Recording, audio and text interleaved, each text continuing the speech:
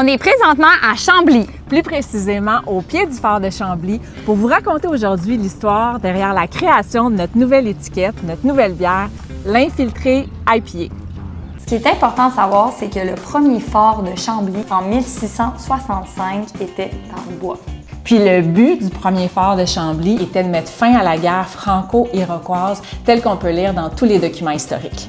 Le premier phare de bois s'appelait en fait le phare Saint-Louis, qui a changé de nom pour le phare de Chambly grâce à Jacques de Chambly et à son équipe de chevaliers. Et grâce à leur courage, la ville de Chambly a pris son nom et le phare a changé de nom pour le phare de Chambly. Mais là, on n'a pas le temps de vous raconter tout ça. Le phare servait de base logistique pour surveiller la rivière Richelieu et soutenir les opérations militaires. Fait que finalement, il n'y a pas vraiment eu de bataille. Non. En 1667, il y a eu une signature d'une paix marquant la fin des guerres. C'est grâce aux chevaliers du régiment Carignan-Salière envoyés par Louis XIV qui ont, grâce à eux, grâce à leur équipe, les opérations militaires ont duré seulement 2 ans. Mais comment ça, juste 2 ans? Il y avait une boule de cristal? Non, parce que Louis XIV, à travers son régiment, il avait envoyé un chevalier espion. Pardon?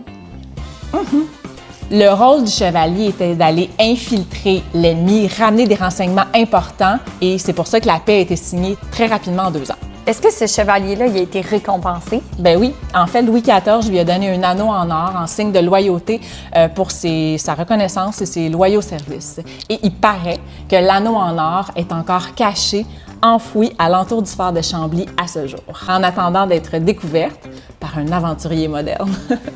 Maintenant que vous connaissez l'histoire derrière cette bière, au départ, on voulait l'appeler IPA du phare. Mais le phare de Chambly nous a tellement donné une richesse d'histoire qu'on a décidé de l'appeler l'Infiltré IPA. Puis l'infiltré, bien, vous avez compris qu'il y a un double sens. Donc l'infiltré pour rendre hommage à l'espion, donc il était infiltré.